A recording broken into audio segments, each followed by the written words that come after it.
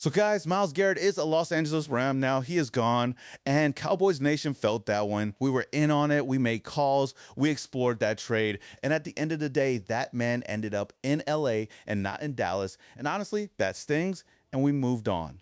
But then right after that, we heard Dallas called about Josh Sweat too, and Sweat wanted Green Bay. So back to back, two pass rushers, two misses, and now Christian Parker is standing there with this defense he is building, and the edge still needs another real weapon. And here is the thing. 2 times in just a few days, this front office went after a pass rusher. That tells you everything you need to know. But everybody is out here saying Dallas should have been more aggressive for Garrett. Should have done whatever it took. But stay with me here, because by the end of this video, you are going to understand exactly why Garrett was never really an option for Dallas, and more importantly, what moves are still available right now.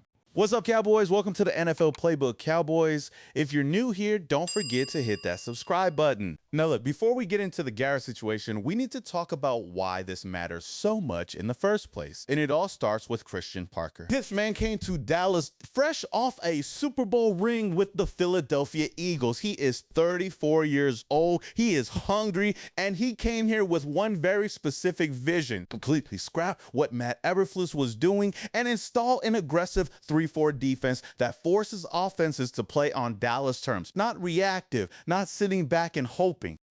And here is the thing. The pieces are actually there. You got Quinnen Williams eating double teams inside. You got Caleb Downs creating pre-snap confusion at nickel. You got Siobhan Revel and Daron Bland in the secondary. Parker has personally been working with these guys, and Cowboys Nation, this defense has real potential. But here's what I keep coming back to.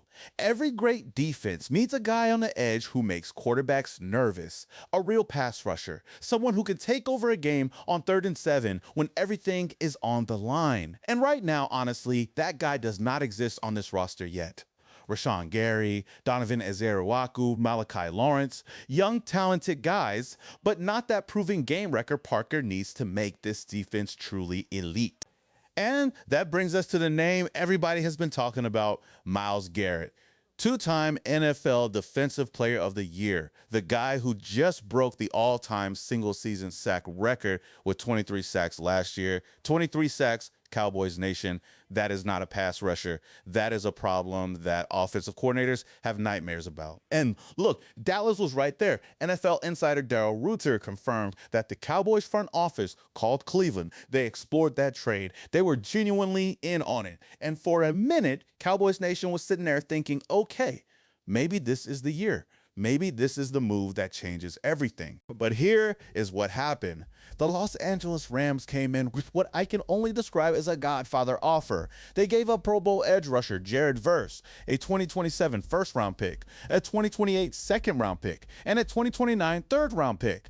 All of that for one player. And just like that, Myles Garrett was a Ram. And look, at the end of the day, the Rams came in with an offer nobody could match. They went all in and they got their guy. That is just how it went. Dallas explored it, the price was too high, and Myles Garrett ended up in LA. Simple as that. We move on, but here's what I need you to stay with me on, because the next thing is where people are getting it completely wrong about why Dallas walked away. This is the part where I need you to really pay attention, because everybody has been saying Dallas should have been more aggressive, should have done whatever it took to land Garrett. And look, I understand that feeling, but let me break down why that was never really a realistic option for this franchise.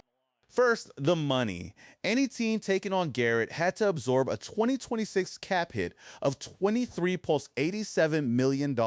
That is before you even start talking about trade compensation. That is just to have the man on your roster.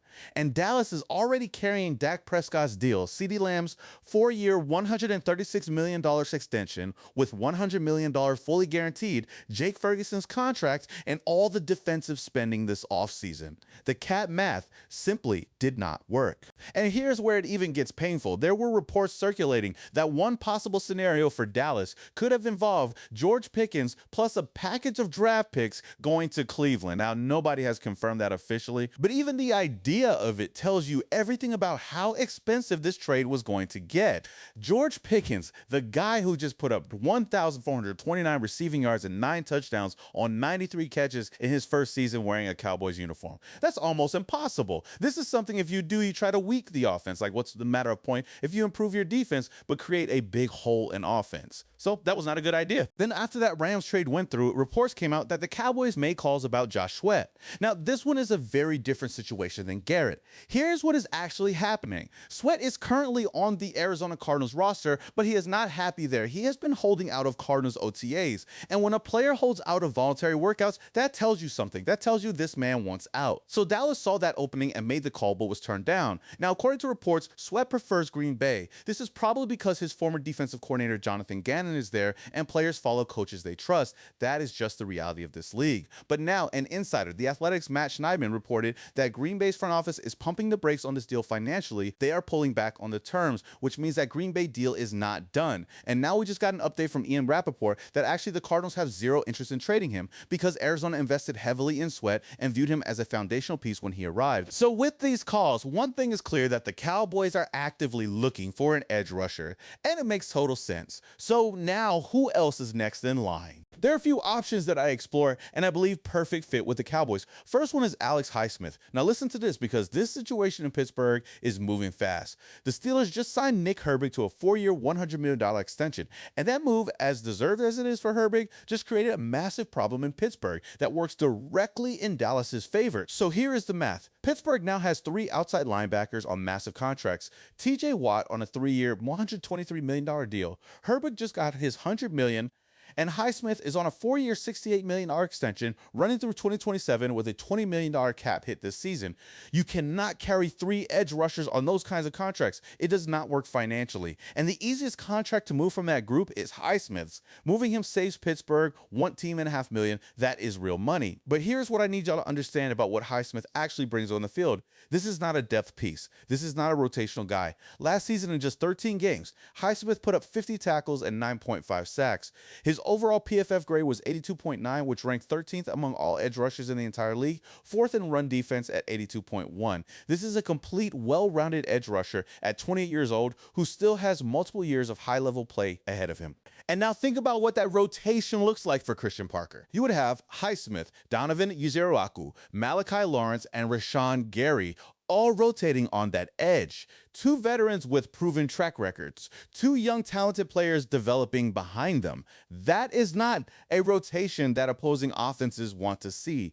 That is a real problem for quarterbacks every single Sunday, and the price should be around a 3rd or 4th round pick. That's it for a proven edge rusher with 2 years left on his deal. You do that trade every single day of the week and twice on Sunday. Then the other option I want to mention is Von Miller. Good news is Von Miller is a free agent right now, no draft capital needed, just a phone call. And while he is not the player he was 3 or 4 years ago, but a healthy Von Miller in a rotation still brings pass rush experience and technique that you simply cannot teach young players.